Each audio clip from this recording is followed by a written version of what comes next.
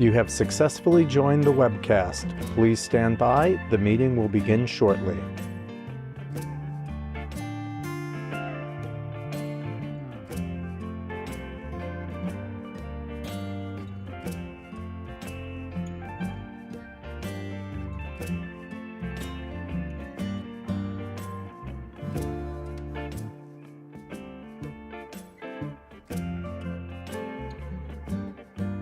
You have successfully joined the webcast. Please stand by. The meeting will begin shortly.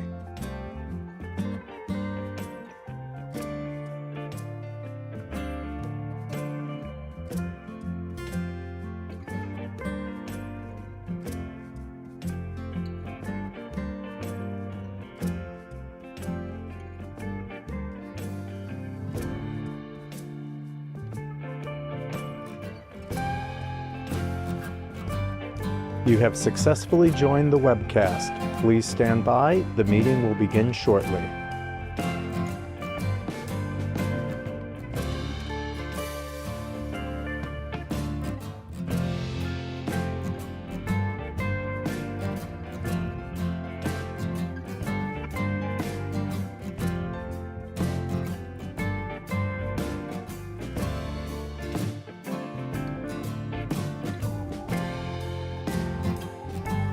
You have successfully joined the webcast. Please stand by. The meeting will begin shortly.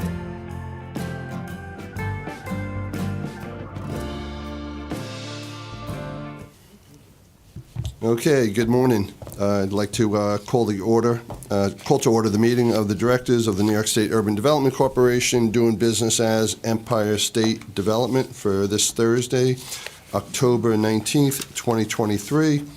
We have a lot of folks in the room. We'll go around the room and introduce ourselves. I'll remind staff on the phone to mute your phones until it's your turn to speak. Public was given an opportunity to attend, and I don't believe anybody from the public is here today. Not seeing any. Public was also given an opportunity to comment on the agenda items by submitting written comments by noon yesterday, and no comments were received on any of the items that we'll be discussing today. The directors, of course, have received all the written materials in advance of today's meeting, and of course are free to ask questions at any time during the presentations. Do any board members have any potential conflicts with any of the items today? All right, so we don't have to deal with any recusals. So before we get to the specific items on the agenda, let's go around the room to my left, starting first with Rob. Rob Simpson from Syracuse, New York. Benson Martin, designee, New York State Department of Financial Services. Joe Taswell, New York City Regional Director, ESD. Felisa Hochgeiser, Director of Compliance. Ray Orlando, Chief Financial Officer. Kathleen Mize, Deputy Chief Financial Officer and Controller. Rich Gagliano, SVP Marketing, ESD. William Intrams, AVP of Small Business and Technology Development. Sylvia Coloni, Assistant Vice President, New York Ventures. Simone Bethune, Senior Project Manager, Loans and Grants. Liz Luskin, Executive Vice President, Small Business and Technology Development. Jason Clark, Division of Minority and Women Business Development. Arden Sokolow, Executive Vice President, Real Estate. Noah Raymond, Chief of Staff. John Wong, Board of Director. Great, and we have staff, other staff with us too. Thank you for attending. My name is Kevin Law, I'm the chair, and I will recognize we have a quorum of the board members. Unfortunately, Hope is under the weather and not feeling well, and it can't be with us today, and we wish her a speedy recovery. So we will get right to the agenda. Approval of the minutes from September 21st. They have been 2023. They have been circulated. I will move them. John seconds them. Does anybody have any comments, revisions, or additions? Hearing none. All in favor? Aye. Any opposed? None. The motion carries. First item on the agenda, we have Martha Otero. She is our VP of Entrepreneur Development and Operations with an item for us. Good morning, Chairman. Good morning, all. The Board of Directors are being requested to approve the adoption of the Small Business and Entrepreneur Grant Program Guidelines The guidelines set forth the criteria for determining eligibility of grant award recipients by the Entrepreneurship Assistance Centers, or EACs, that will be selected for ESD grant funding to implement a business plan competition program. The program was funded for $400,000 on the fiscal year 2024 New York State annual budget to award grants to entrepreneurs and small business owners to cover startup costs of a new small business or to support or expand an existing small business in New York State. The funding allocation will be used to establish and support a pilot initiative over 2 years to make grant awards to successful business plan competition winners of up to $25,000, but not less than $5,000. ESD staff will release a request for applications to secure proposals and select 4 EACs to organize and manage the business plan competition programs. EACs that target micro businesses in regions that do not currently have a business plan competition program or are traditionally underserved will be prioritized.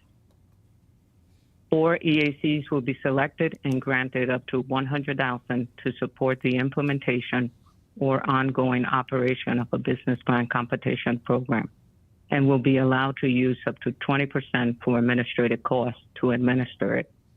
ESD staff will present to the Board of Directors for approval the selection of the 4 EACs that will be managing and operating the business plan competition programs at a later time.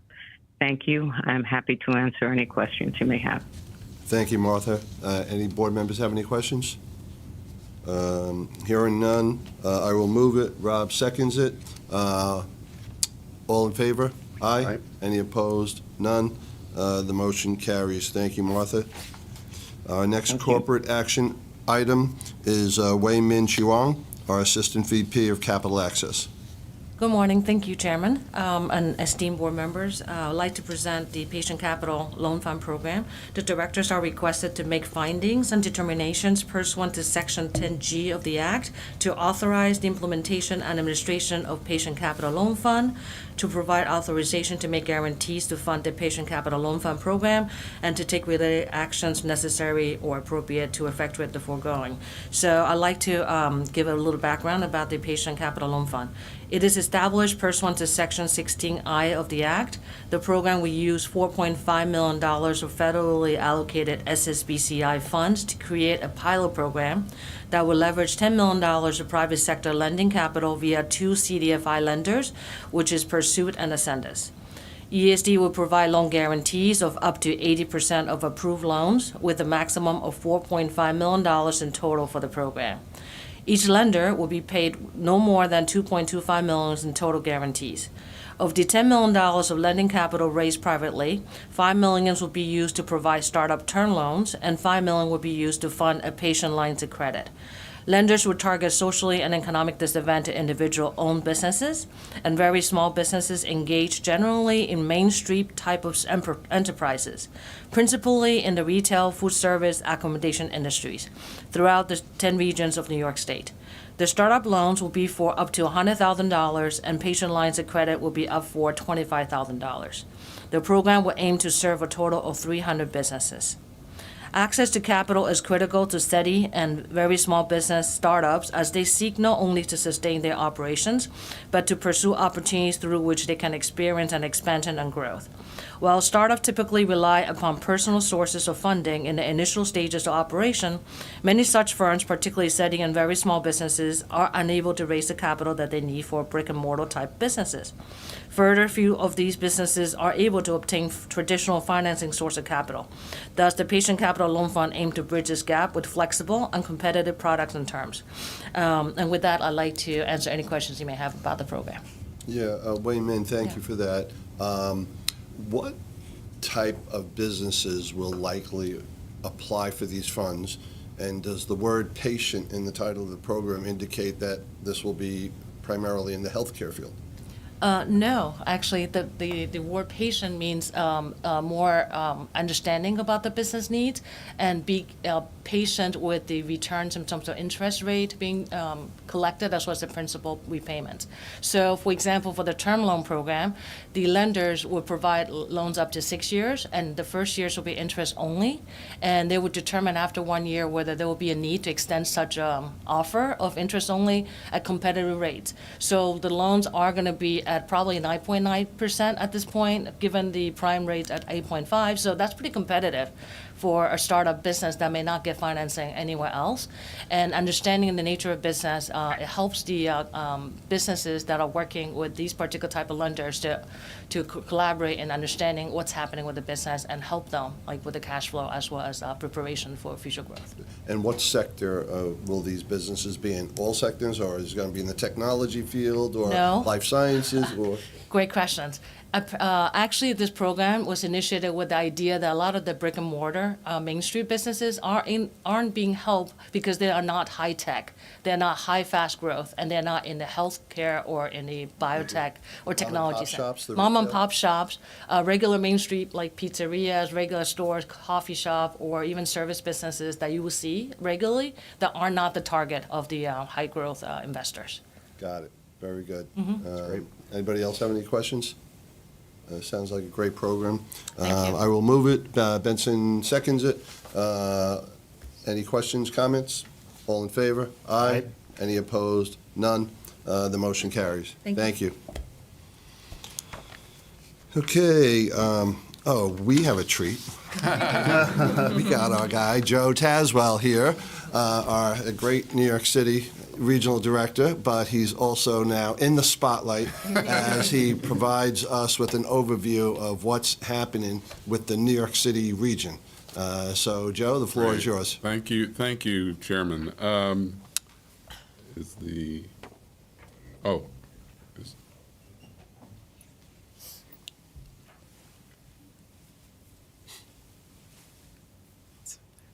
Is it going? There we go. Okay. So, well, I mean, first of all, let me say I have a very tough act to follow after Mike Yabali's excellent presentation on the Capital Region in July. But I do appreciate the opportunity to provide an overview of New York City and to share the Regional Council's progress. Let me first start with regional profile. Well, with a population of 8.8 million people, New York City is home to 40% of the state's population, and the population has grown nearly 8% since 2010. New York City has more than 250,000 businesses and is ranked #1 in the U.S. with the number of S&P 500 index companies headquartered here at 43. We're the world's top financial center and a key contributor to the state's #2 national ranking in general venture capital investment. We also have 594,000 university students at 110 private and public universities and colleges, contributing to the region's highly educated workforce and talent pipeline. We're also now home to 369,000 tech jobs, and this sector has grown faster than any other over the last 15 years. Moving to economic health, coming out of the pandemic, New York City's economy is showing signs of progress. The city's real gross city product was $886 billion in 2021, the last year reported, up from $879 billion in 2019. The unemployment rate is currently 5.3%, and the city has regained more than 99.9% of pre-pandemic private sector employment. That's just 800 jobs away from a full recovery. 152,000 jobs have been added over the last year, primarily in private education and health services, and leisure and hospitality. Since June, the city's labor force participation has maintained an all-time high, reaching 62.7% as more New Yorkers are joining or rejoining the labor force. Subway ridership is nearly 70% of pre-pandemic levels, and the city expects to welcome about 63 million tourists in 2023, which is nearly 95% of pre-pandemic levels.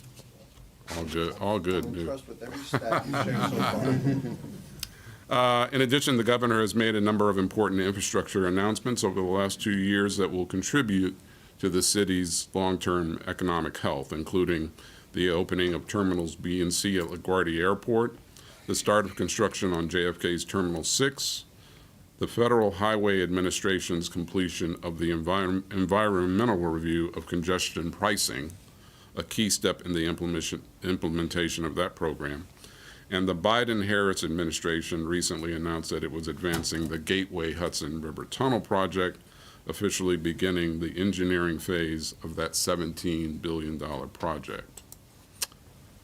At the same time, the city has emerged from the pandemic facing a vastly changed economic and social landscape. Hybrid work seems to be here to stay. The city's office occupancy averages just below 50% of pre-pandemic levels.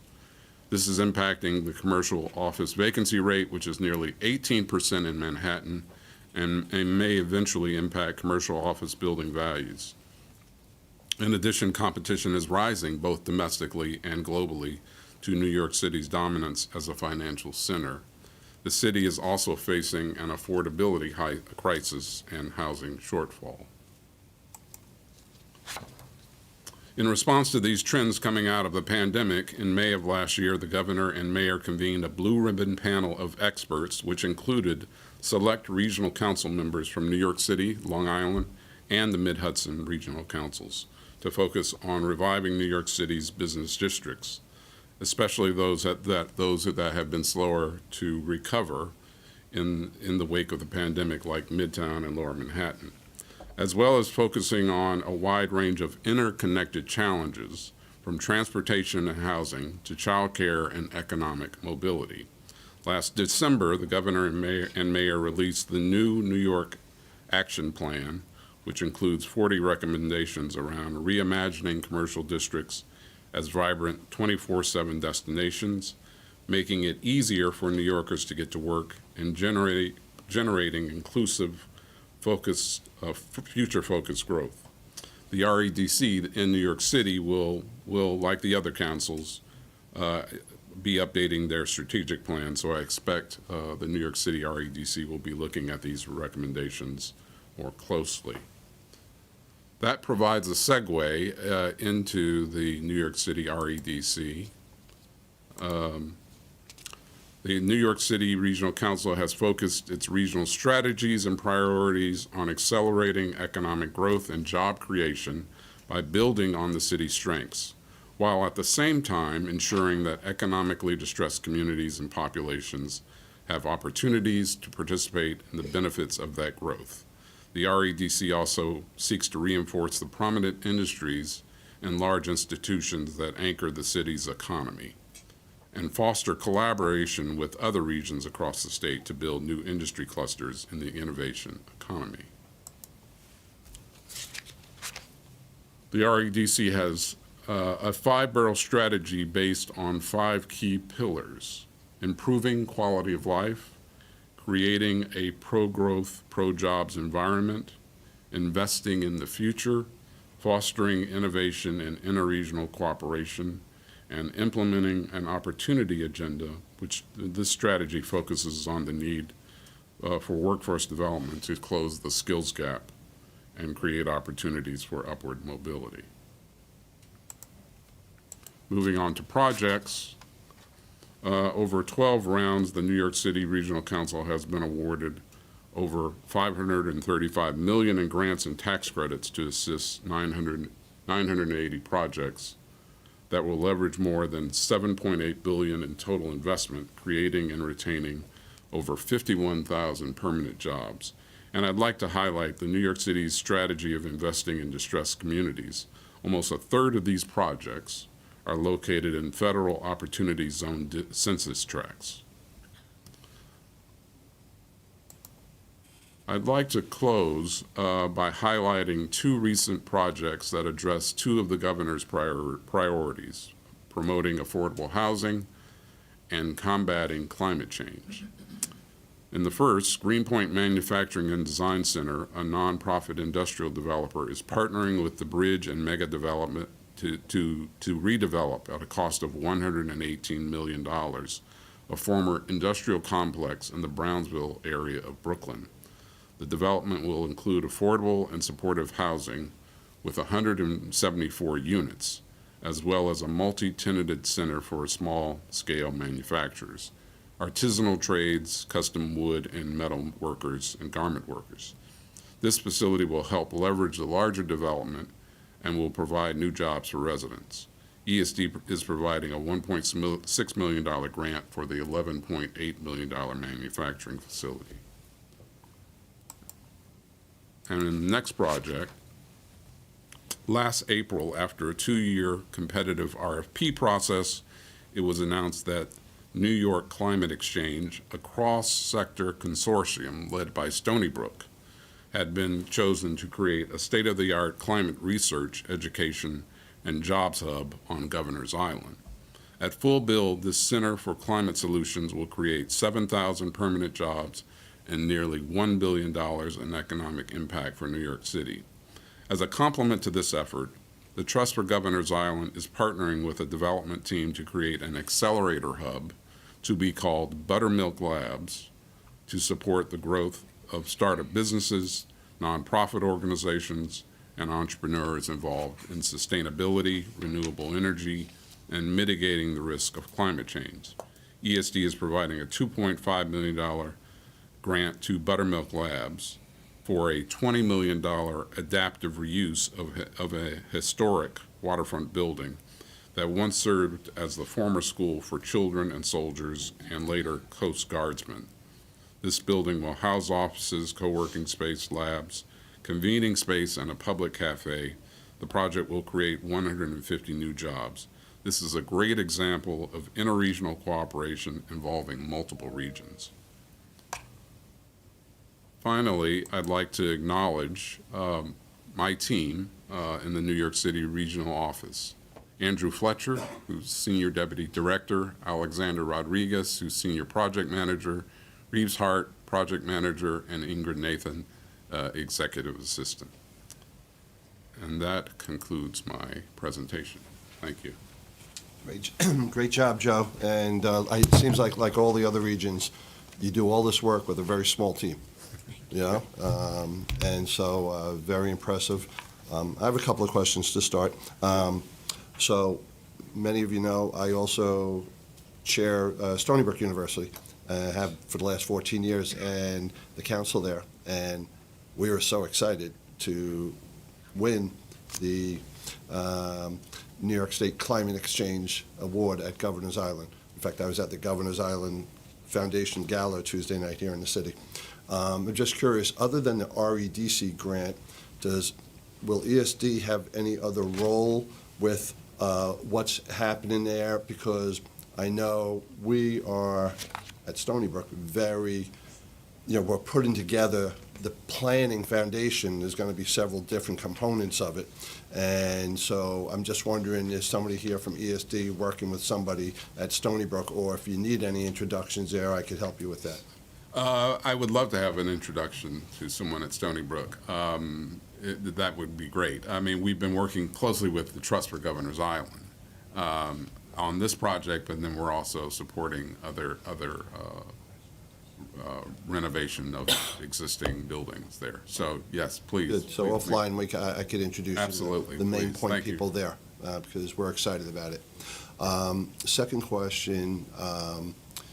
As ESD seems to be getting more involved in housing, and as Governor Hochul continues to make the creation of more housing units, one of her top priorities throughout the state, is the REDC also trying to figure out what role that we can play, since we historically deferred to HCR on these issues? Absolutely. I mean, in New York City, there seems to be a model that's been developed to have a cultural organization or cultural entity be a part of these real estate development projects. So we're actually involved with about 5 of these.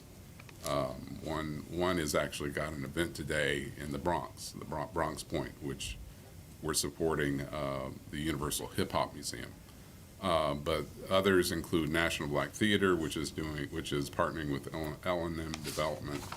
We're doing that one that I talked about in Brownsville, and then another one in Brownsville, which involves the Brownsville Arts Center. So that's the model that I'm seeing, right, where these mixed-use developments have either a cultural institution or manufacturing facility or something like that, and we're able to assist these entities to leverage the larger project.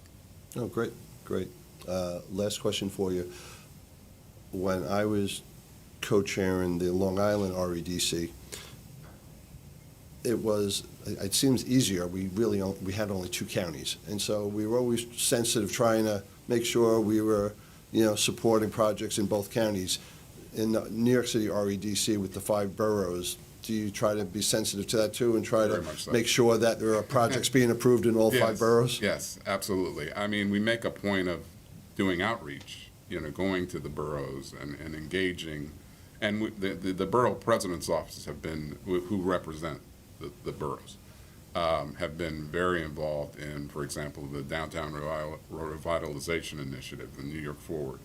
But we engage them very much. And yes, and there is sensitivity toward making sure that it doesn't all go to one borough. Got it. But the outer boroughs have always been key to the strategy of the regional council, and focusing less on, at least at that time, on the business core of Manhattan, and more on the outer boroughs and upper Manhattan. Right. Great to hear. Anybody else have any questions for Joe? All right. So, yeah, well done, and we appreciate it, Joe. And we'll see you back on the agenda. Yes. In a few minutes. Okay, so now it's a good segue. We will continue with the agenda, and we're going to start in Western New York. And we have Paul Tronalone, our VP for Planning and Policy, with a project. Paul's on the phone? Yes, I am. Good morning, Kevin. Good morning, directors. This morning, you're asked to approve an amended general project plan and provide an additional grant of $450,000 from the Regional Council Capital Fund to People United for Sustainable Housing Buffalo, or PUSH Buffalo, for design, construction, and equipping a new 2,500 square foot net zero workforce training center on Buffalo's west side. Push Buffalo is a not-for-profit community organization that works on housing, job training, and other services to advance economic and environmental justice in Buffalo. Now, back in 2019, the directors approved a $1.2 million grant to push toward a then estimated $1.6 million facility covering both capital costs and startup operations. However, the project stalled during COVID and encountered significant cost increases, now totaling over $2.5 million. In 2022, PUSH applied under the consolidated funding application process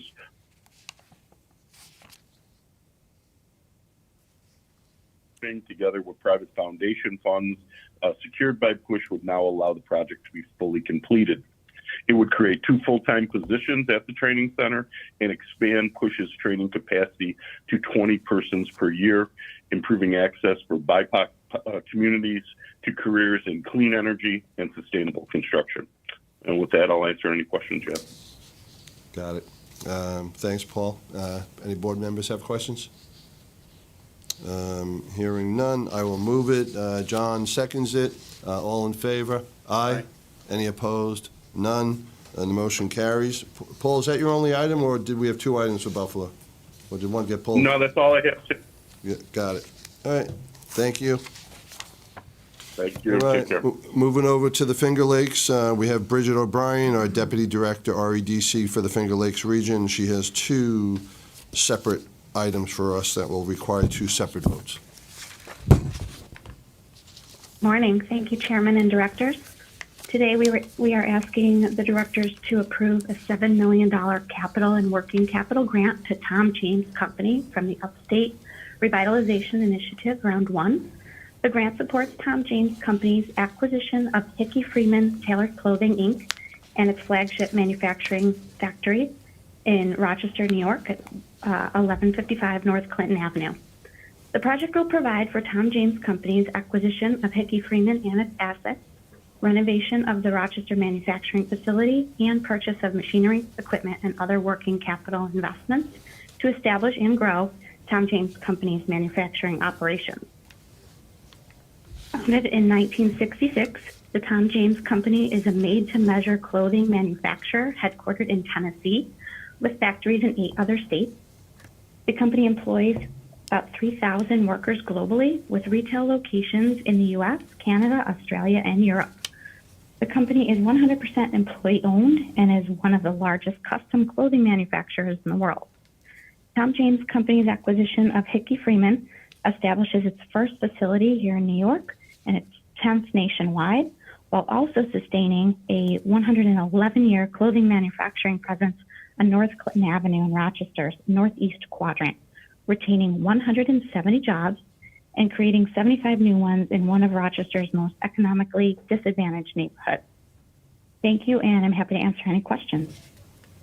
Great. Thank you, Bridget. 170 jobs will be retained, and how many new jobs created? 75 new jobs.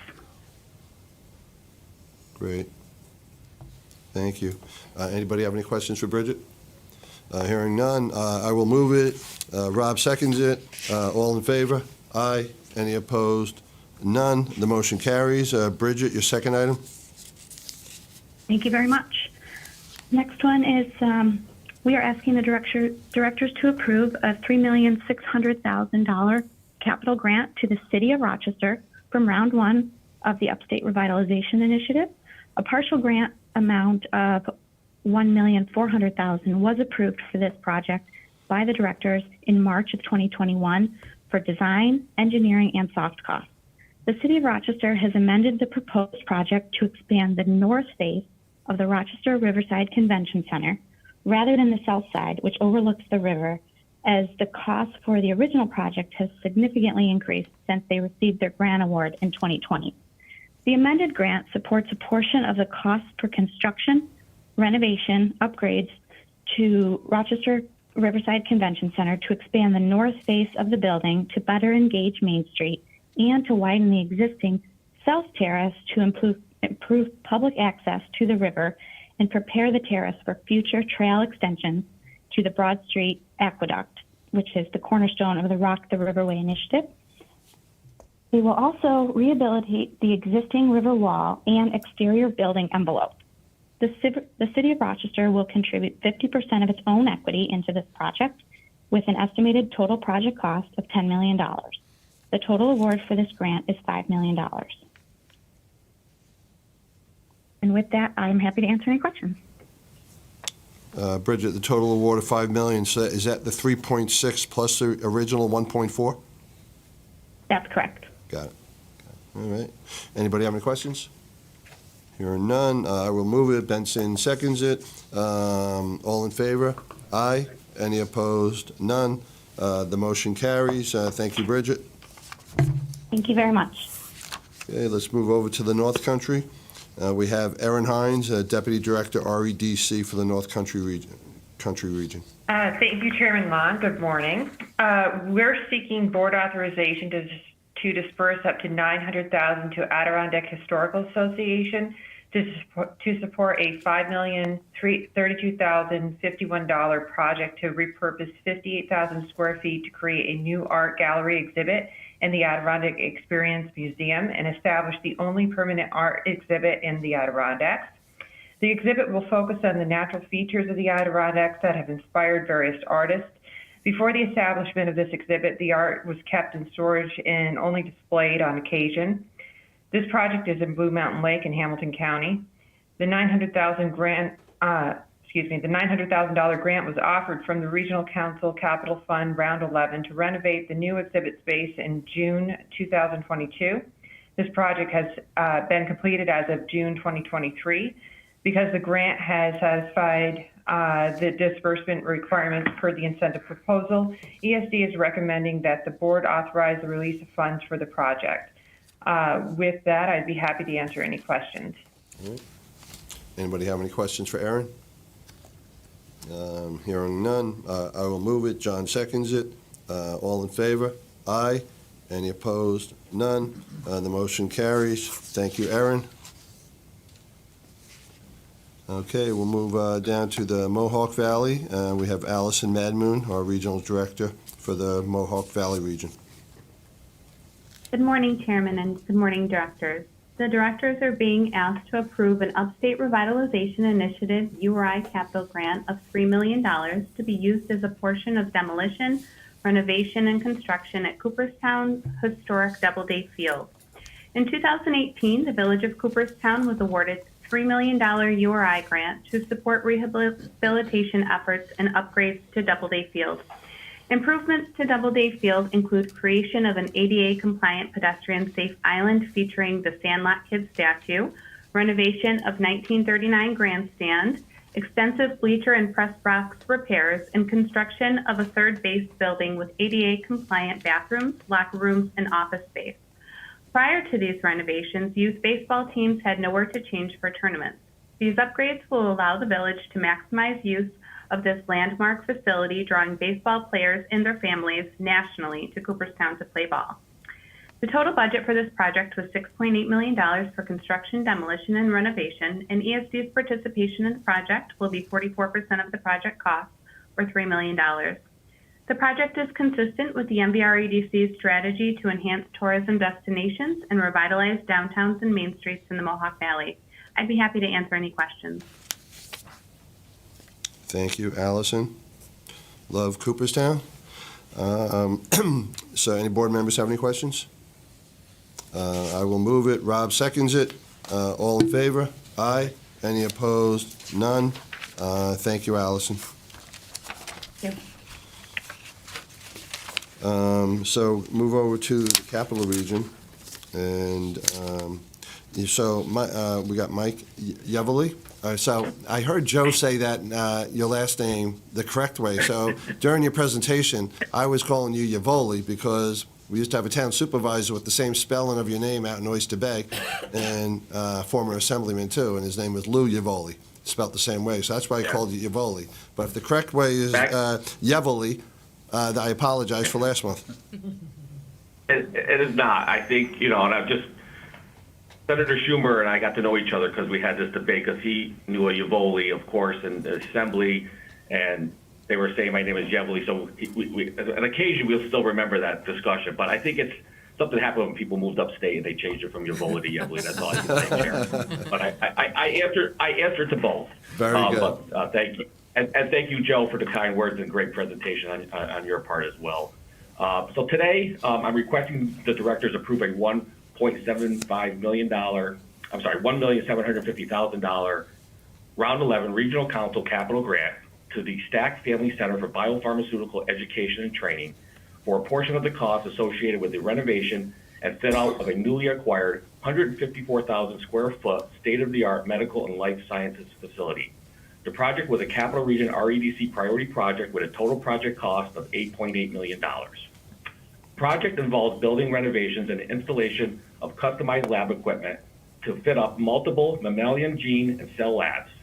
The facility will attract future generations of students and open the door to careers in biopharmaceutical and biomanufacturing industries by providing hands-on training on the highest quality pharmaceutical research and manufacturing equipment available.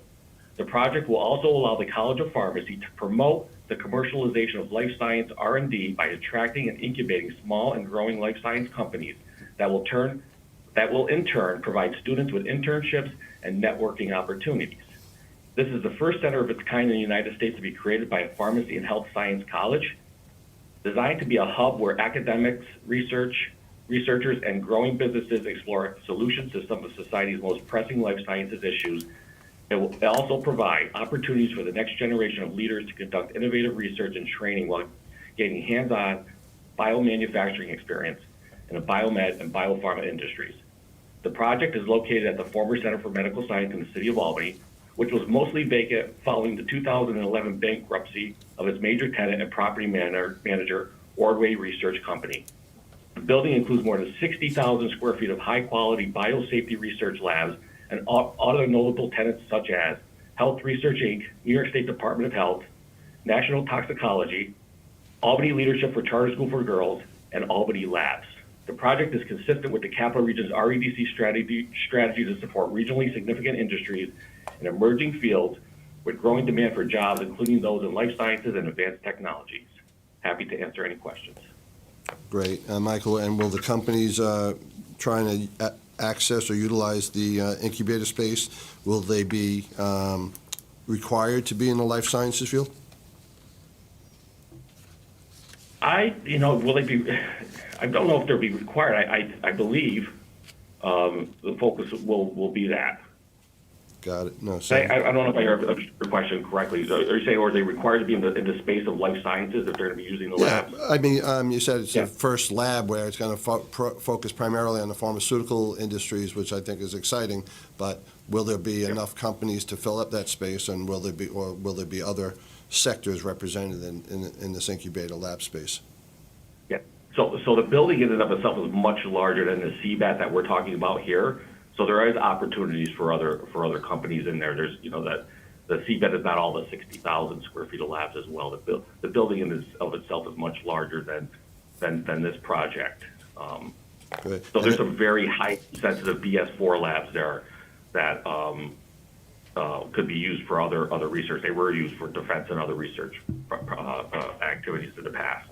Got it. And the renovation is complete, and the building's about to be up and running? Yep. Great. Any other questions? Hearing none, I will move it. Rob seconds it. All in favor? Aye. Any opposed? None. The motion carries. Thank you, Mike Yevoli. Thank you. Sure. All right, let's move down to the Southern Tier. Omar Sanders, our Regional Director for the Southern Tier region, I believe is on the phone. Yes, good morning, Chairman. Thank you, and good morning, Directors. The Directors are being asked to approve the release of funds for the demolition and remediation phases of Binghamton University Health Science Campus project located in Johnson City, New York. This portion of the project consists of the demolition and remediation of 9 properties strategically located in the Binghamton University Pharmacy School to create shovel-ready site for future partnerships that complement the research and development activity and healthcare talent from Binghamton University. The Health Science Campus will bring together Binghamton University School of Pharmacy and Pharmaceutical Sciences and the Decker College of Nursing and Health Science, as well as SUNY Broome Community College with Wilson Memorial and Guthrie Hospitals, and their clinicians, life scientists, engineers, healthcare providers, and educators to deliver a regional approach to educating the future healthcare workforce. The Health Science Campus will also enable the translation of research and opportunities for pharmaceutical product development and other healthcare applications. The grantee BFSS LLC is a single-member limited liability company whose sole member and manager is the Binghamton University Foundation. BFSS LLC was formed in 2014 to support the Binghamton University Foundation's mission to further the educational foundation and Binghamton University, facilitating the implementation of projects and events authorized and approved by the university.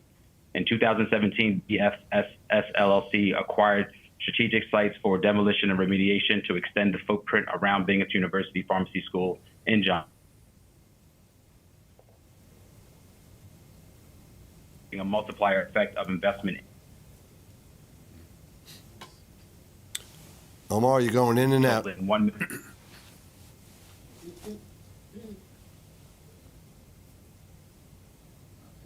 Omar, you there?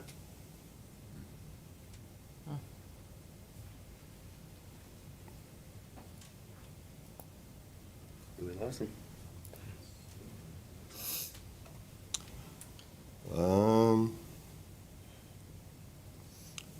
Omar, going once? Can you hear me? Yeah. Oh, we just did. Are you there? Yes, I'm here. Can you hear me? Now we can. We missed, if you were talking for the last minute and a half, we didn't hear you. It sounds like it happened.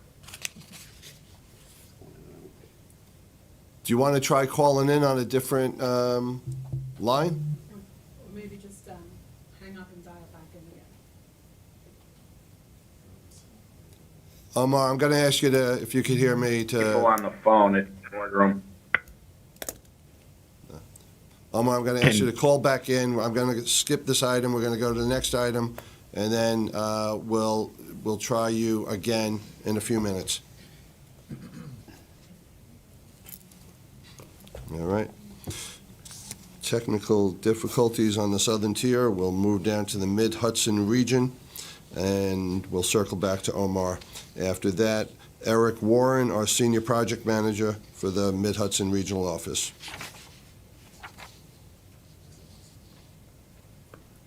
The phone issues on our end.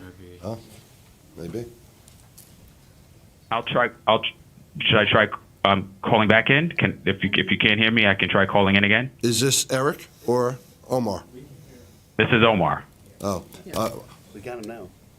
So the IT vendors and our IT internal staff is letting me know that this might be a problem with Zoom going on right now. So if it's nothing to do with our equipment and it's nothing to do with what we actually are in control of. So Omar, if you want to try to maybe continue and let's see if it happens, and we'll see if it happens with subsequent presenters. all right. So Omar, did you hear that? And do you want to continue with your presentation? I heard.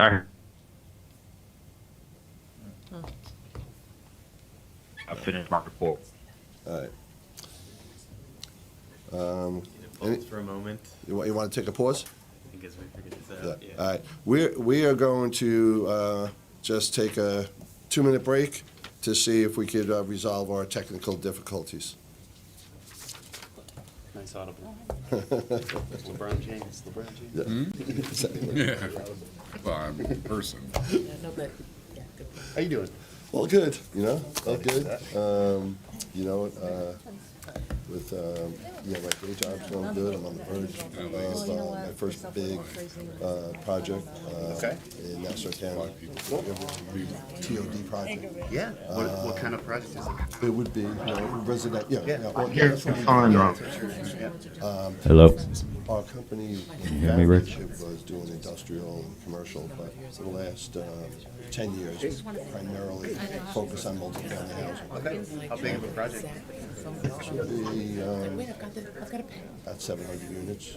Just write it Yeah. down. That's really You know? needed, But it's going in and out. Figures out all the It's time. Like, about 140 affordable. We do like 20% affordable. That's great. And, I hear you solid now. next to a train station. Hoping to have contracts signed this week. And then we're going to start going through the fund entitlement process. But what's interesting here is the zoning is already in place, which is unusual for Long Island. That's great. So the village on their own, like 5 years One more ago, item here. I know, I saw master that. plan, they were a DRI winner. Okay. And one of the revitalists said they changed their zoning on their own. Regardless. Smart. Yeah, exactly. The 20% affordable, is that part of your business model? Is it a requirement for your financing stack? Is it The IDA. local How you requirement? doing? Yeah, so we can only do this with IDA assistance.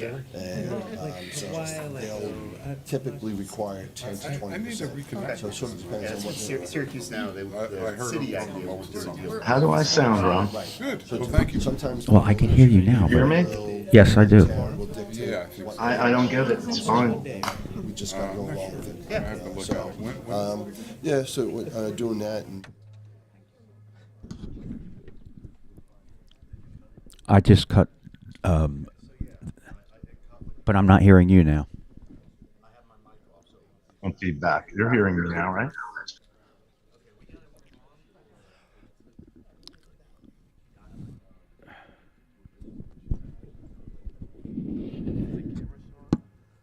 Cameras are still on. Yes. The audio's off. Audio's on.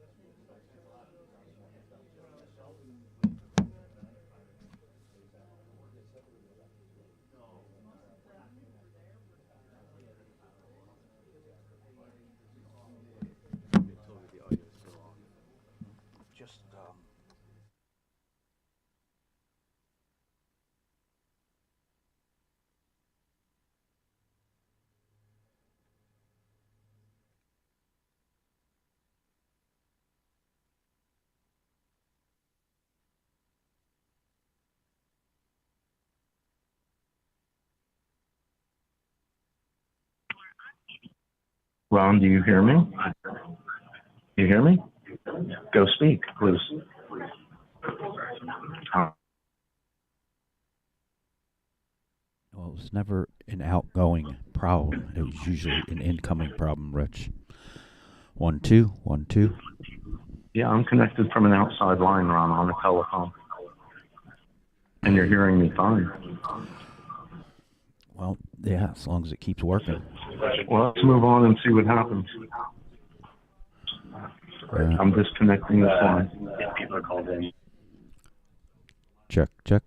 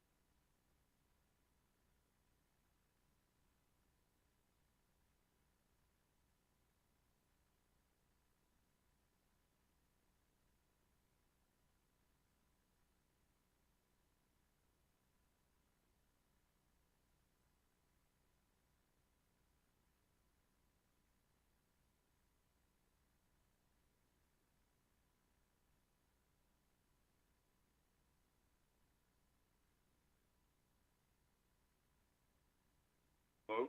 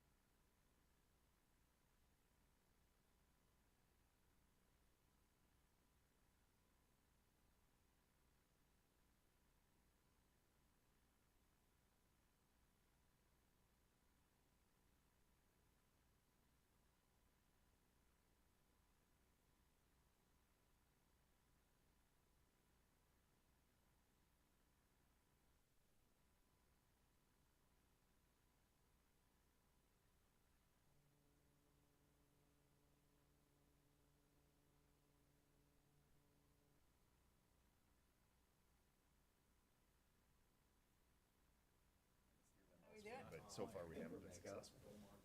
Are we good? There you go. I think we're back up. We're gonna give it a shot. Sometimes If it's okay with you, it's just starting back up with Omar. If it In that case, doesn't work, forget it, yeah, there's no reason, I yeah, can to spend know extra that we resources. can dial in, but I think right Why now, you bitching, yeah, why you doing, Thanks. it's a relationship. Okay. Interesting, thank you. Oops, That was all right. Yes. Definitely, I think we'll wait for Benson, so we have a quorum. We'll reconvene when Benson joins us. Great. As soon as Benson's back in.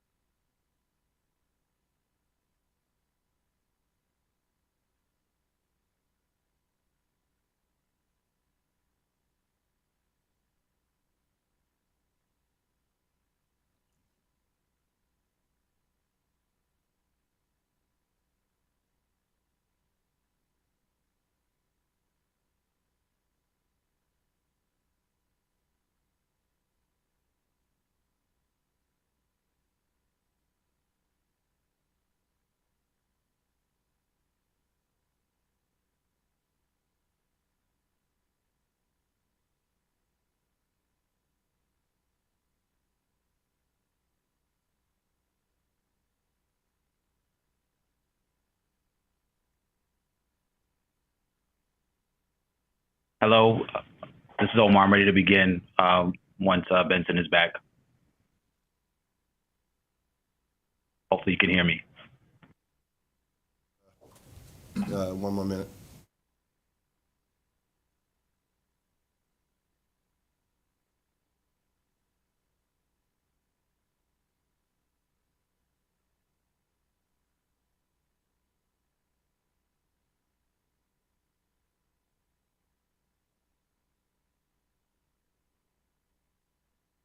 Call our meeting back to order. We hope and think our technical difficulties have been corrected. And so we were in the middle of Omar Sanders' presentation. And Omar, where we sort of lost you was when you talked about all the different folks who are going to be part of this project with the local hospitals and the local community colleges. And so if you want to start off there, I think we had you up until that point. Okay, great. I'll begin there. The Health Science Campus will bring together Binghamton School of Pharmacy and Pharmaceutical Sciences and Decker College of Nursing and Healthcare Sciences, as well as SUNY Broome Community College, Wilson Memorial, and Guthrie Hospitals, and their clinicians, life scientists, engineers, healthcare providers, and educators to deliver a regional approach to educating the future healthcare workforce. The Health Science Campus will also enable the translation of research into opportunities for pharmaceutical product development and other healthcare applications. The grantee BFSS LLC is a single-member limited liability company whose sole member and manager is the Binghamton University Foundation. BFSS LLC was formed in 2014 to support the Binghamton University Foundation's mission to further the educational purposes of the foundation and Binghamton University by facilitating the implementation of projects and events authorized and approved by the university. In 2017, BFSS LLC acquired strategic sites for demolition and remediation to extend the footprint around Binghamton University Pharmacy School in Johnson City, New York, and connect that campus with the Main Street Corridor reconstruction plan, creating a multiplier effect of investment in the area. In March 2018, the grantee received an award totaling $1,500,000 through round 7 of the Southern Tier Regional Economic Development Consolidated Funding Application process to assist with project financing in the demolition and remediation of those properties. The university will be investing $8,500,000 in equity into this project with a total project cost of $10 million. The Health Science Campus is a critical component of the Greater Binghamton innovation ecosystem that aims to leverage the region's strengths in research, product innovation, and entrepreneurship to attract and retain talent and create opportunities for new business development. The project was completed in March of this year. The regional office is now recommending that the board authorize the release of funds for this project. And I'm happy to take any questions at this time. Thank you. Great. Thank you, Omar. Any board members have any questions? All right, hearing none, I will move it. John seconds it. All in favor? Aye. Any opposed? None. The motion carries. Thanks for sticking with us, Omar. You got it done. Thank you. All right, so now we'll move to the Mid-Hudson region. We have Eric Warren, our Senior Project Manager. Thank you and good morning, members of the board and chairman. I am presenting today a $600,000 Regional Council capital grant from Round 9 for Seek Inc. Clearbrook Expansion Project in the village of Elmsford, Westchester County. Seek began as a spin-out from Hypers, the world's leader in commercial superconductive electronic solutions. Seek's technology and fabrication capabilities are proven and patented. The company is one of the first companies to have built a superconductor multi-layer commercial chip foundry, and through the experience has the infrastructure in place for design, testing, and manufacturing of quantum-ready superconductors. Seek's team of executives and scientists have deep experience in commercial superconductive computing solutions and quantum computing. Seek is based in Elmsford, New York, with facilities also in London and also Naples, Italy. Seek has invested over $5 million to upgrade its manufacturing, design, and testing capabilities with a major facility expansion and modernize the chip foundry, as well as build a new low-temperature test and product development center. This entails purchasing and installing new capital equipment for the existing manufacturing plant, acquiring new test and measurement equipment for testing laboratories, and acquiring design workstations and tools for a new superconductor integrated circuit design lab. Seek's state-of-the-art facility will address the present deficiency in manufacturing, quantum circuit design, deep cryogenic testing of the quantum devices and circuits. This project will result in the creation of 29 new full-time permanent employees and 9 existing full-time permanent employees at the project locations. The project aligns with the Mid-Hudson Regional Council work strategy that seeks to attract and retain investment in the region's mature and emerging clusters within the tradable sectors of advanced manufacturing and information technology. The project was completed in 2022, and a ribbon-cutting ceremony was held with Lieutenant Delgado on October 26, 2022. To date, the company has already created 12 new jobs and retained the 9 existing jobs. Thank you. Have any questions for me? Thank you, Eric. Any questions for Eric? Hearing none, I will move it. Rob seconds it. All in favor? Aye. Any opposed? None. The motion carries. Let's go back to Joe Taswell. Thank you, Mr. Chairman. The directors are requested to approve a regional council capital grant of $500,000 and a Market New York grant of $1 million to the New York City Department of Parks and Recreation in connection with the restoration work to the New York State Pavilion's observation towers and the Tower of Tent structures in Flushing Meadows, Corona Park, and Queens. Project was designated as a New York City Regional Council priority project in Round 5 in support of state and regional strategies to support tourism and improve quality of life. New York City Parks will use this funding to support a portion of the approximately $22 million cost of infrastructure and site restoration work related to the New York State Pavilion, which was designed for the 1964 World's Fair. The structures, a skyline-defining feature of the Queensboro, have deteriorated and fallen into disrepair, requiring critical repairs and restoration after years of neglect.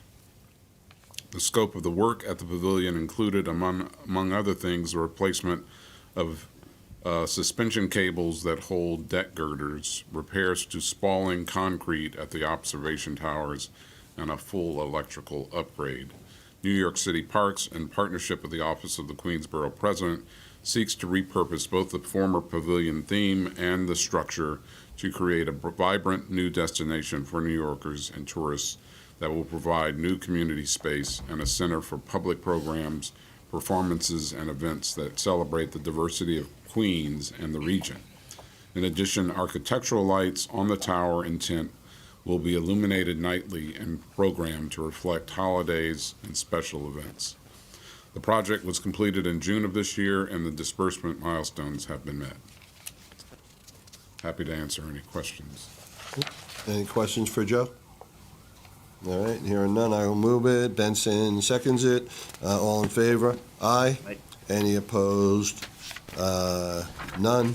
The motion carries. And I should have said, now for the last several items, we have not received any comments from the public on any of the items we voted on so far. Okay, let's move over to the Market New York Grant Program. We have Benjamin Piccolo Evans to walk us through a project. Thank you, Chairman. Good morning. Today I am requesting the directors approve a $420,860 Round 8 Market New York Capital Grant for South Front Street Holdings, LLC, now known as the Red Barn, for a portion of the cost associated with the construction and renovation of an historic coal bunkering facility, creating a new tourism destination in the vicinity of the Hudson, New York Amtrak station. South Front will make an equity contribution of $350,000 to this approximately $3.1 million project.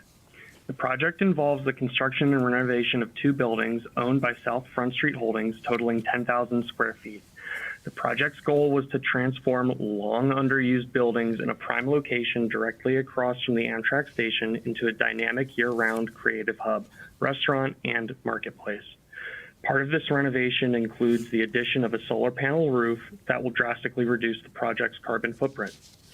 The development includes Kitty's Market, which opened in 2020, and Kitty's Restaurant, which opened in 2022, both of which have developed a devoted following among local residents and visitors. Featuring local produce and farm fresh food, both businesses welcome customers year-round, and each has thrived since they opened, regularly receiving positive reviews, as most recently noted in 14 restaurants in upstate New York worth the drive in Bloomberg News. The company has purchased, renovated, and equipped two buildings totaling 10,000 square feet. Currently operational, the new facility will support new customer demand for market and event space and continued demand for the restaurant industry in the region. I am happy to answer any questions. Okay, thank you, Benjamin. Any questions? All right, hearing none, I will move it. John seconds it. All in favor? Aye. Any opposed? None. No comments from the public, and this motion is approved. Okay, we are up to the Restore New York Communities Capital Grant Program, and we have Simone Bethune, our Senior Project Manager and Coordinator of Projects for Loans and Grants, to walk us through 5 different grants. Thank you, Mr. Chairman. For the first 2 awards, the directors are being asked to approve 2 grants totaling $5 million, which include a grant of $1 million from the Restore New York Round 6 and a grant of $4 million from Round 7 to the City of Buffalo in Western New York. The Commodore Perry Homes were a 1930s-era former housing development of 330 units owned and operated by the Buffalo Municipal Housing Authority. The city will apply ESD funds to the demolition of 24 vacant, uninhabitable buildings on 2 properties, 448 South Park Avenue and 339 Perry Street. Once the demolition is complete, the Buffalo Municipal Housing Authority will partner with Penrose, a premier multifamily mixed-use and mixed-income development company, to construct 405 new energy-efficient affordable housing units that will meet New York State Division of Housing and Community Renewal design guidelines and commercial space, significantly increasing Buffalo's housing stock for a walkable community located near amenities and transit. The new units will also limit rent to no more than 30% of income for tenants. ESD funds will leverage an approximately $6 million project, with the city ensuring contribution of $1,099,694 in equity. The project is estimated for completion in December 2024, with the larger development project estimated for completion in February 2027. The third award is a round 7 $1,062,000 grant to the village of Port Layden in the North Country to renovate an approximately 37,000 square foot building. Partnering with Port Layden Portal LLC, the village will oversee renovations of 15,000 square feet of a vacant school building for development of up to 10 apartment units on the second floor and creation of first floor commercial space, a community center, and a restaurant. Work is expected to be completed in December 2024, with the village ensuring contribution of $118,000 on the $1,180,000 project. The fourth item is a $10 million Restore Round 7 grant to Ulster County in the Mid-Hudson region for hazardous material removal and infrastructure improvements to 2 vacant buildings located on the former IBM campus. When IBM departed the Kingston area in the mid-1990s, thousands of employees and their families were forced to relocate, retire, or rebuild their careers. The ripple effects of this economic disruption have been felt throughout the region and have echoed over a generation. In 2021, Ulster County began managing the former IBM campus and entered into partnership with National Resources to undertake an ambitious renaissance for the property. This project is a component of the developer iPark 87's broader redevelopment plans for the 250-acre former IBM manufacturing site. iPark 87 will ultimately invest $200 million in the coming years to make the campus a commercial and residential area that offers space for advanced manufacturing tenants, along with 880 units of residential housing. The ESD-funded project involving the removal of hazardous materials and infrastructure improvements will see an equity contribution made by the developer of approximately $37 million and is expected to be complete in April 2025. And the final item for director's consideration is a $900,000 Round 7 grant to the village of Lowville in the North Country region. Lowville applied in January 2023 for funding assistance to renovate a 7,262 square foot vacant building. The completed building will host the Tug Hill Artisan Roasters coffee storefront and local goods incubator, with an outdoor patio, wraparound porch, and 2 studio apartments. This project is in keeping with Lowville's 2022 Joint Comprehensive Plan, which outlines the municipality's goal to encourage the development of vacant sites as opposed to constructing new developments. Construction is estimated to be complete in September 2024, and the village will ensure a contribution of $205,129 on the approximately $1.3 million project.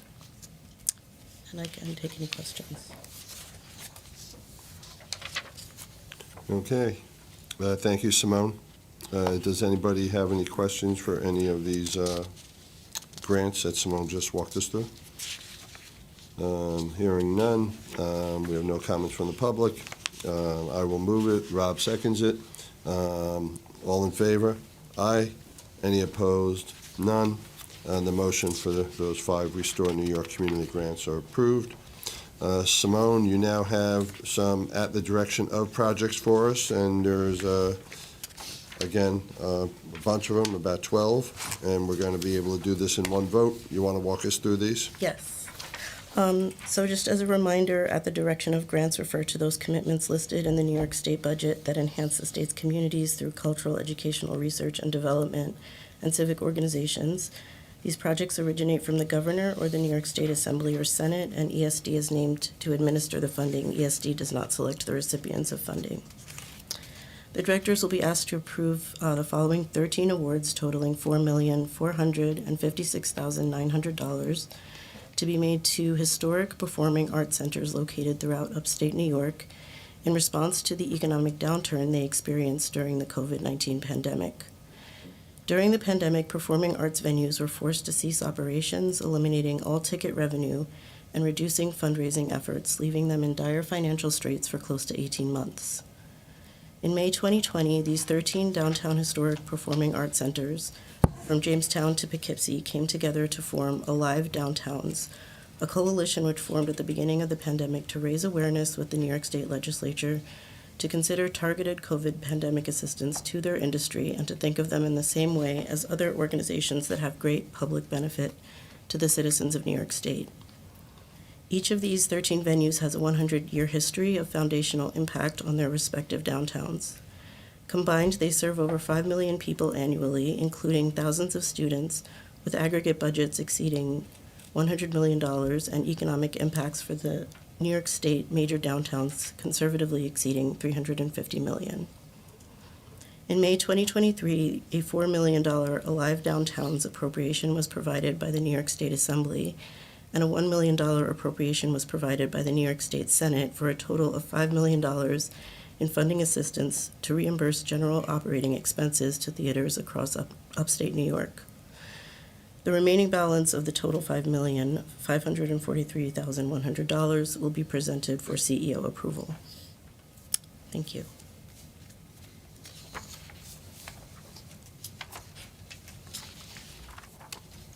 Simone, so you're asking us to approve, these, 1, 2, 3, 4, 5, 6, 7, 8, 9, 10, 11, 12, 13. 13. Yeah, so 13 different grants for the upstate theaters. They're all at the direction of the legislature and the governor. Does anybody have any questions for these items? All right. Hearing no comments from the public on any of these items, I will move it. John seconds it. All in favor? Aye. Any opposed? None. The motion carries. Thank you, Simone. Thank you. All right, we got 2 items under New York Ventures, and we have Sylvia Cardoni, our Senior Director from New York Ventures, with us. Thank you. So we are asking the directors for approval of an investment of $400,000 in BE Therapeutics, their seed round of funding. BE Therapeutics is a biotech company developing the first functional brain graft for the repair of damaged brain through tissue replacement. The initial indication of BE's technology is the treatment after stroke. BE Therapeutics is a newly formed company based on decades of research from its scientific founder, Dr. Jan Hebert, at the Einstein College of Medicine. And the company would also be headquarters in the Bronx. The proceeds from this financing round will be used to assemble the first human prototype. As a part of the due diligence process, New York State Innovation Venture Capital Fund staff and the External Investor Advisory Committee have evaluated the company, the business plans, and the growth prospects, and as well as the terms of the investment. As a result of that analysis, both the staff and the IAC are agreeing that this is a good market opportunity and growth potential and are recommending the approval of this investment. And you said it's a $400,000 investment? Yes. And how much total is the company seeking in this round? It's more, we've done for more than 10% in this case. All right, so if they're seeking $4 million, our investment will be capped at $400,000. Yes. Got it. All right, sounds neat. Anybody have any questions? No comments from the public. I will move it. Rob seconds it. All in favor, aye. Any opposed, none. The motion carries. And the second item, Sylvia? The second company is Osteologic Therapeutics. We are requesting approval from the directors to make an investment of up to $1 million on Osteologic Therapeutics. New York Ventures has previously invested $200,000 in the company through our pre-seed and seed matching fund from the SSBCI money. Osteologic Therapeutics is a biotech company in New York, pioneering a new class of drugs that deliver biologics to the bone, thereby addressing high unmet medical needs, starting with the treatment of cancer bone metastasis. Osteologic drugs are based on a platform technology that leverage inventions from prominent academic institutions, both Baylor, Rice, and Columbia. This investment will be used for working capital and to advance the company's lead program that is in cancer bone metastasis. Same way as the previous investment, it has been through our due diligence process with both the investment advisory committee and the staff, and we both are recommending the investment. Great. And like the other company, BE Therapeutics is Osteologic. Are they based here in Manhattan? Yeah, Osteologics is in Manhattan. Got it. Thank you. Anybody have questions? No comments from the public. I will move it. Rob seconds it. All in favor? Aye. Any opposed? None. The motion carries. Thank you, Sylvia. All right, now we have a little project in Brooklyn to act on. And do we have Douglas McPherson here? Hey, Douglas, how are you? Good. Good. And why don't you tell us about this tiny little project you got going on in Brooklyn? Thank you, Mr. Chair. Good morning, everyone. My name is Doug McPherson, and on behalf of Real Estate, I'll be presenting the General Project Plan, or GPP, and the Draft Environmental Impact Statement, or DEIS, for the proposed Kingsborough Psychiatric Center mixed-use project, which for the purposes of this presentation, I'll refer simply to as Kingsborough. Today, we are asking the directors to accept the Draft Environmental Impact Statement, adopt land use improvement and residential project findings, adopt the General Project Plan, authorize a public hearing on the DEIS and the GPP, and authorize ESD staff to take related actions. Your materials contain the full details of the proposed project, but I'll provide some highlights, starting with a brief background. ESD is sponsoring the proposed project in collaboration with New York State Homes and Community Renewal, or HCR, as part of the state's Vital Brooklyn initiative. Vital Brooklyn is a comprehensive community development effort that was created to address chronic social, economic, and health disparities in central Brooklyn. ESD and HCR's primary role as part of the Vital Brooklyn effort is to expand affordable housing opportunities and open the door for more current and future central Brooklyn residents to avoid the excessive shelter costs and housing instability that can make it difficult to prioritize maintaining a healthy lifestyle. In addition, the proposed project advances other pillars of the Vital Brooklyn initiative, including, but not limited to, introducing new open space, creating new youth development programming, expanding access to healthy food, and creating jobs. I'll expand on each of these elements later in the presentation. The proposed project envisions the comprehensive redevelopment of a 7.2-acre project site located on the westernmost portion of the Kingsborough Psychiatric Center campus in Brooklyn's East Flatbush neighborhood. The campus is owned by the Dormitory Authority of New York, or DASNY, and operated by the New York State Office of Mental Health, or OMH. The portion of the campus to the east of the project site includes numerous institutional buildings and facilities that are actively used and maintained by OMH to provide psychiatric care to people with serious mental illness. But the project site itself is comprised of 5 substandard and underutilized buildings that no longer serve the essential needs of OMH. 2 buildings currently used as single adult men's homeless shelters that are under the jurisdiction of the New York City Department of Homeless Services, and 3 others that are substantially vacant. To address the substandard and unutilized conditions on the project site and redevelop it in accordance with the goals and objectives of the Vital Brooklyn Initiative, ESD would acquire the project site from DASNY and reconvey it to a private developer to facilitate its redevelopment into a mixed-use complex with approximately 1,000 units of affordable and supportive residential housing, 2 new homeless shelters to replace the 2 outmoded ones on the project site, about 8,000 square feet of commercial space, including a grocery store, various community facilities, and publicly accessible open space, which will serve residents on the project site and the surrounding community. The project provides a unique opportunity to make the surplus state-owned property available for other uses that will better serve the needs of the community, while avoiding the carrying costs and potential liabilities to the state associated with holding title to depreciating and obsolete facilities. Specifically, the project would provide up to approximately 1,033,039 square feet of residential space, including up to 1,090 new units of affordable housing, of which approximately 9% would be homeownership units. 2 new state-of-the-art single-adult men's homeless shelters, which would fully replace the existing 364 beds currently available at the project site. Approximately 8,092 square feet of commercial space, which is anticipated to be utilized as a grocery store, approximately 63,071 square feet of community facility space, including an 1199 SEIU workforce development and childcare facility, an emergency food provider, a ballet studio, and social service space. Approximately 15 parking spaces and 2.8 acres of open space, of which approximately 2.16 acres would be publicly accessible. All of the permanent housing units would be restricted at or below 80% of the area median income.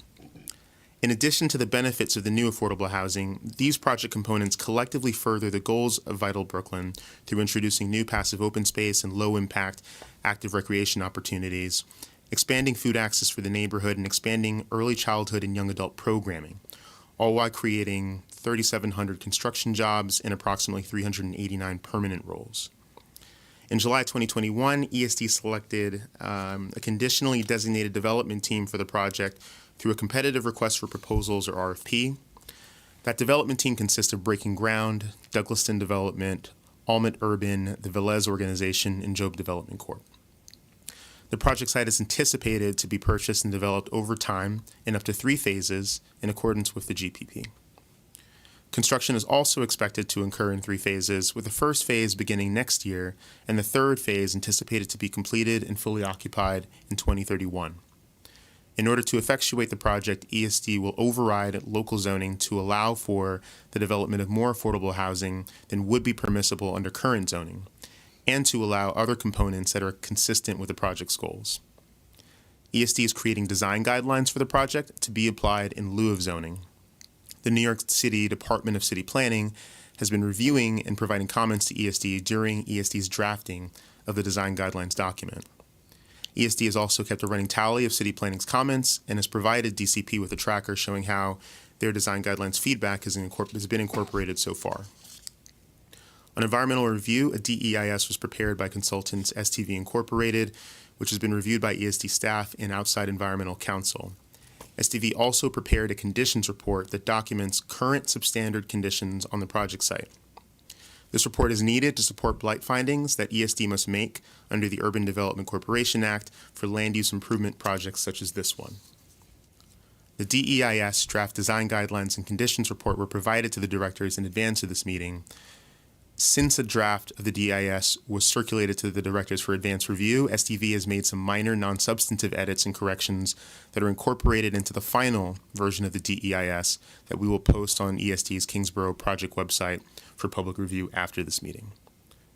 A public hearing to receive comments on the DEIS and the GPP will be scheduled. The hearing date, I think, is actually confirmed for the 30th of November.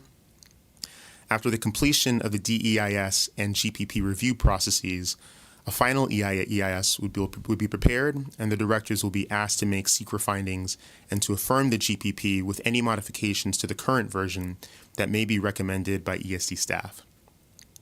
After that, ESD would acquire fee title for the project site from DASNY and reconvey it to the developer. It is anticipated that there will be an initial closing for the first phase and 1 or more closings for the second and third phases. 2 final notes. The City of New York has a reversionary interest in the project site that would be triggered by use of the site for purposes other than state hospital purposes. The project we're proposing today would trigger this reverter, but the city has agreed to extinguish the reversionary interest in consideration of the project's replacement of the 2 existing shelter facilities on the project site. Also, in accordance with special legislation passed in 2022, the purchase price for the Kingsborough site will be negotiated by the commissioners of HCR and OMH and could potentially be conveyed to a developer, and the property could be potentially conveyed to a developer for below fair market value in consideration of the affordable housing and other community benefits the proposed project will provide.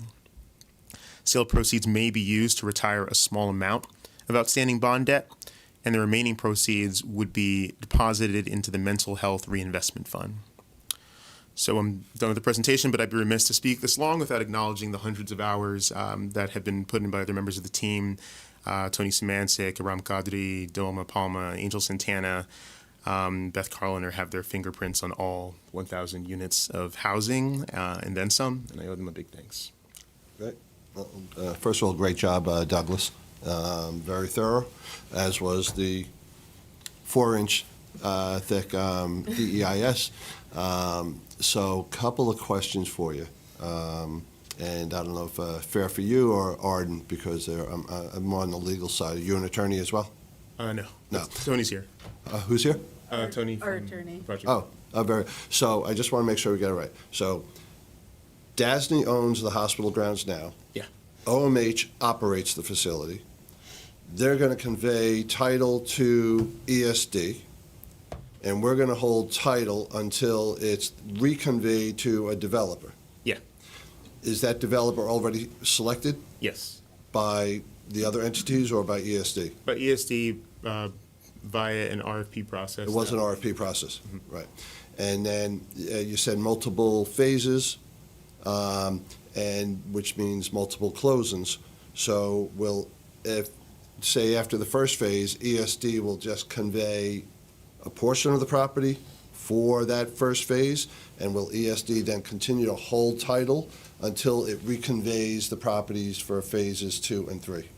Is that how it's structured to work? So the one thing that's certain right now is that an entity controlled by the development team will not take title to the entire site at the first phase. Right. There are a couple different reasons why that probably shouldn't happen, including the sort of concept of choice limiting actions related to some subsidy sources that the development team may seek to use in the later phases. If they acquire the property too early, they may not be able to use those subsidies. But we would then retain that portion of the title that wasn't conveyed in that first phase.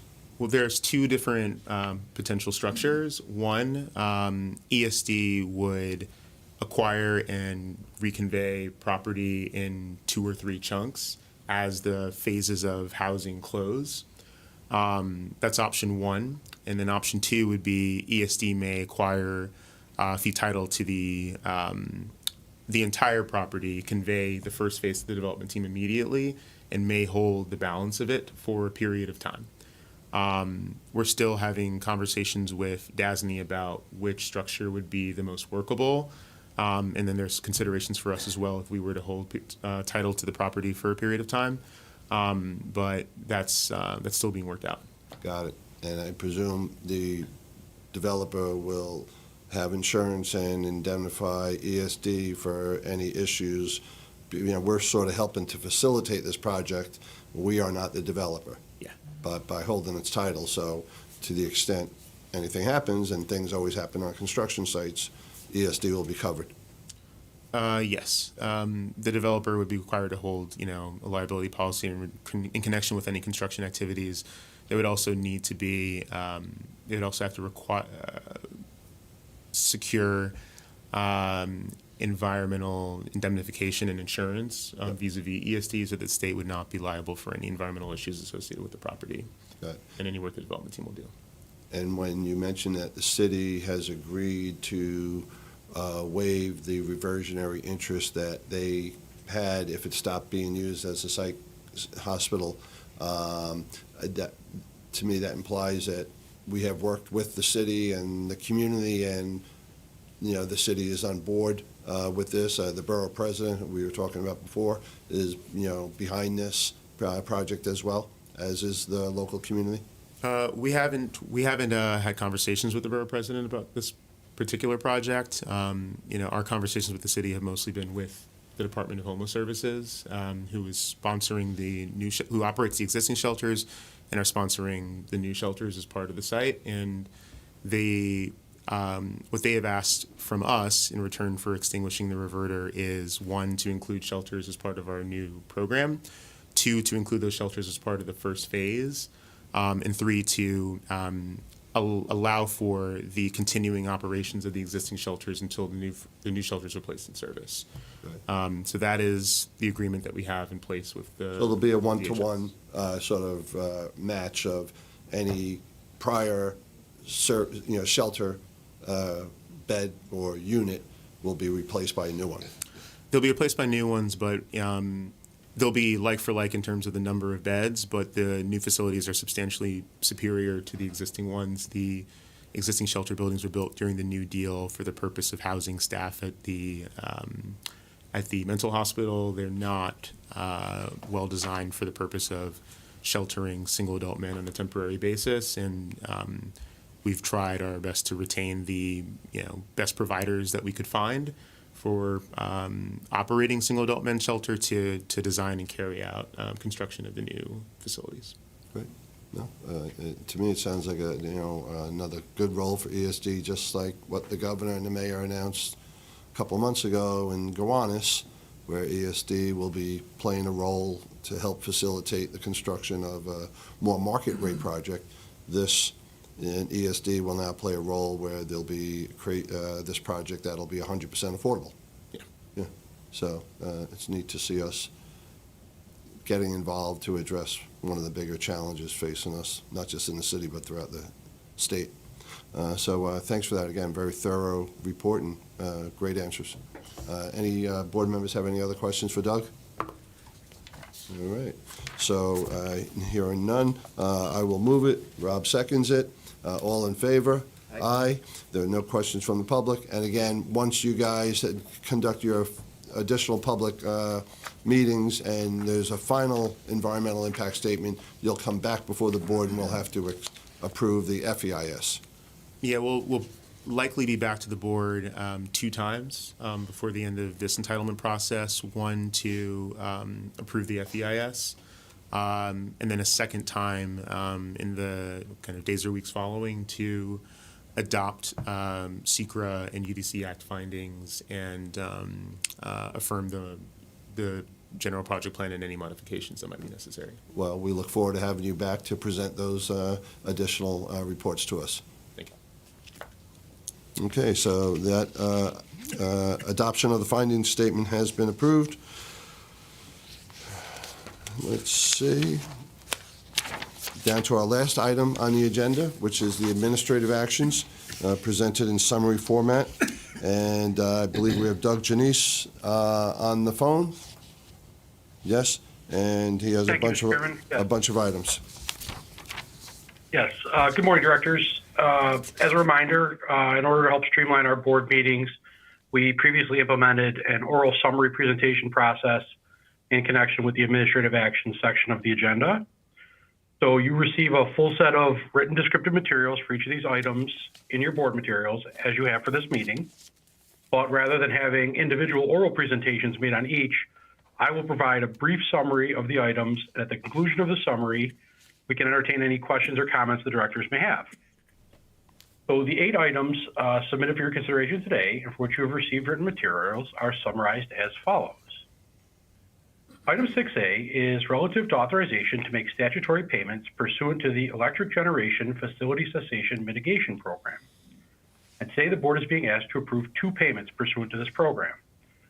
These payments will offset reductions in property tax revenue to 2 local government entities due to the closure of electric generating facilities in their respective jurisdictions. The first payment is to Tompkins County in the amount of $79,942.93 due to the closure of the Cayuga Electric Generating Facility in November of 2019. And the second payment is to the Village of Buchanan in the amount of $998,830.80 due to the closure of the Indian Point Energy Center in April of 2021. Approval of these 2 payments will bring total disbursements from the fund to approximately $75 million of the $140 million authorized for this program. Our next item, 6B, is relative to the approval of a land bank application. The directors are being asked to approve a land bank application submitted by Columbia County. A land bank is a not-for-profit corporation created by local governments to assist with the problem of vacant, abandoned, and tax-delinquent properties. Per the law creating the land bank program, ESD approval is required before the land bank can be formed. Staff has reviewed the application submitted by Columbia County and believe that a strong case has been made that the land bank will be successful in that community. Item 6C is relative to authorization to enter into a contract for marketing services, including advertising, digital marketing, experiential marketing, public relations, media planning, and buying services. Directors are being asked to authorize the corporation to enter into a marketing services contract with Lowell and Partners Worldwide, Inc., doing business as Campbell Ewald, New York. This contract will have a 2-year term with the option to extend for 2 additional 1-year terms at ESD's discretion. The contract amount for the first 2 years is not to exceed $100 million or $50 million average per year, which is consistent with the spending levels of previous marketing service contracts. Campbell Ewald is ESD's current marketing services provider and was selected to continue in this role as a result of a comprehensive competitive RFQ/RFP process. The scope of this contract covers all aspects of marketing strategy, development, and execution, including paid media and third-party production and pass-through costs. Item 6D is relative to authorization to enter into a contract amendment with HR&A Advisors, Inc. for consultant services. The Office of Strategic Workforce Development is requesting authorization to enter into a contract amendment with HR&A Advisors for ongoing consultant services. During its original 10-month contract, HR&A supported the office in developing a strategy for funding workforce development projects that supports the labor needs of the state's high-growth industries and ensures historically marginalized workers have access to quality training and employment. The extension of the contract will allow the consultant to provide updated information based on the evolution of industry, occupation, and skills for the present economy and support the office through full implementation. The extended contract term will not exceed an additional 24 months for an additional amount not to exceed $800,000. Item 6E is relative to authorization to extend a contract term with Mintz, Levin, Cohen, Ferris, Klubsky, and Papio PC for legal services in connection with labor and employment matters. Corporation is seeking authorization to extend its contract with Mintz Levin, which is currently retained to provide legal counsel in connection with labor and employment law matters on an as-needed basis for an additional 2 years, and to increase the amount of the contract for a total not to exceed amount of $250,000. Legal services provided pursuant to this extension may include, but are not limited to, providing counsel on personnel matters, pending litigation, the employee handbook and corporation policies, and employment-related documents such as correspondence and separation agreements. Item 6F is relative to authorization to amend a contract with Carahsoft Technology Corporation to provide cloud platform services.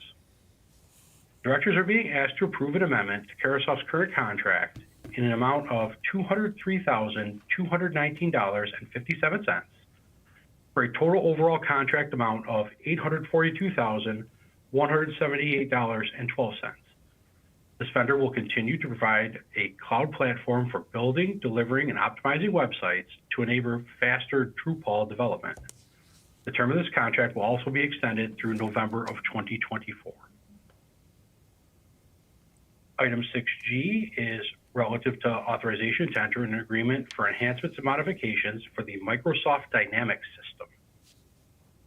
Directors are being asked to approve a new contract with Avalam for a total contract amount not to exceed $900,000. The initial $500,000 contract will be for a 3-year term with 2 additional 1-year options to extend the agreement at a cost of $200,000 per year at ESD's discretion. Avalam will furnish maintenance and enhancement of the Microsoft Power Apps and Dynamics 360 in the areas of customization, configuration, reporting, cloud support, and technical support. And our final item, item 6H, is relative to authorization to enter into a contract for managed data services. Directors are being asked to approve a new contract with Markham Technology in the amount of $235,800 fee with a $14,200 contingency for a total expenditure of $250,000 for a 3-year term. Markham Technology will provide managed data services to Azure, VMware Solution, and Azure NetApp to support ESD operations across the state. I will now turn it back to our chair, who will call for any questions or comments you may have on any of these items before calling for a vote. We also have item-related staff on the line today to take any questions. Thank you. Thank you, Doug. I only have one question, and it's on item C. It's a pretty large contract that you're asking us to approve. Can you or Rich here just walk us through that? There was a procurement process, and verify that there was a procurement process, and that we're satisfied with the company who has apparently done work for us, or a lot of work for us in the past. And is this contract for all the marketing that we do here, like including the I Love New York campaigns and things like that, or is it more specific? I'll answer the second question first. Yes, Sure. for all of our marketing efforts. So everything under the I Love New York umbrella, also everything under our business development campaigns and marketing efforts, as well as support and promotion of individual programs. Over the past few years, there's been a lot more of promotion of those individual programs, especially coming out of COVID. In the past, there was occasionally promotion of individual programs, but for the most part, marketing was limited to either I Love New York or broad business development marketing. But there's been a number of efforts over the past few years on individual programs. So those are the three big buckets that anything marketing related to those areas are covered in this contract. Specifically, this is a contract with Campbell Ewald, but it also covers any subcontractors that they may hire on our behalf in terms of PR agencies, any production firms that help shoot commercials or printing costs, anything involved in production of any of these assets. Do we reserve the right to approve the subs that they hire? Yes.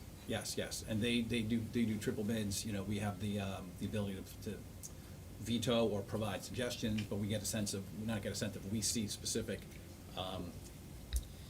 reporting on what those costs are. We're involved in that process with them. So it's not completely handing over the keys to the car, if you will. We're involved in that process top to bottom, but they're the ones who will have those third-party contracts. So that $50 million per year, obviously some of it is fee to Campbell Ewald. A big piece of it is paid media costs. It covers their planning and strategic time on that paid media, but the bulk of those dollars are, just hard costs that go to the networks, streaming TV, digital media, things like that. Our streaming of other big items that fall under that. Our web services agency that helps keep I Love New York up online. A lot of our Welcome Center marketing management costs go through that. So to answer your question, yes, anything marketing related is part of this contract. Going to your initial question, yes, we went through a pretty comprehensive RFQ, RFP process. Part of that, as part of the RFQ process, we received 20 respondents. There was a scoring committee that was put together. I was on that scoring committee. We had representatives from the legal department, from procurement, from tourism, and from finance. So it was a pretty well-rounded group that we had on that committee. Coming out of that, the scoring of the RFQs, we saw basically three groupings. There was a group at the bottom that were just clearly unqualified or irrelevant, just people who kind of filled out the form and went through the motions, it looked like. And there was a big group in the middle that were all good, solid proposals, but for a number of reasons, most of which they didn't even have the depth of experience that we needed, or the size or scale, but they were all legitimate, relevant agencies presenting. And then there were two finalists, Campbell Ewald and VMLYR. There was a big gap between the top two finalists in the RFQ and the rest of the group that kind of clustered in the middle. So we invited the two of them to come back for a final RFP process that consisted of an assignment and specific areas of interest in terms of how you approach our strategy moving forward. Clearly explain the experience of your team, more of your credentials on past similar clients. There's a number of factors that went into that RFP process that resulted in them submitting written proposals, as well as coming in for a 2-3 hour session each to present and walk through the team Q&A session. So it sounds like a very thorough process. Yes. I've been through these before I came to ESD, I was on the advertising agency side. So I've been through a lot of these on the other side, so I understand what goes into it, things to look for.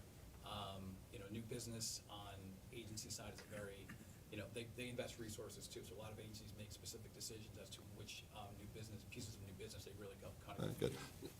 Really what I wanted on the record and memorialized in the minutes is that, hey, this is a very large contract, but it's not something we would sole source. It was a very robust, competitive RFQ process, and staff handled it well.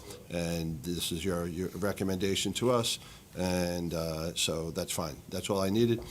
Do any board members have any other questions on any of these 7 items? Hearing none, I will move it. Rob seconds it. All in favor? Aye. Any opposed? None. Thank you, Doug. Thank you, Rich. Just going back, it brought to my attention on the Kingsborough thing. I moved it, Rob seconded it, and I said it was approved, but I didn't ask for a vote. So going on the approving the adoption of the secret findings for the Kingsborough item. So again, I moved it, Rob had seconded it. All in favor? Aye. Any opposed? None. That adoption That motion also approved, and the adoption of the findings was approved. So is there, that concludes our agenda. Is there any other member that any board member would like to bring up at this time? Hearing none, we will adjourn the meeting. And our next meeting, do we have a meeting in November? Yes, November 16th.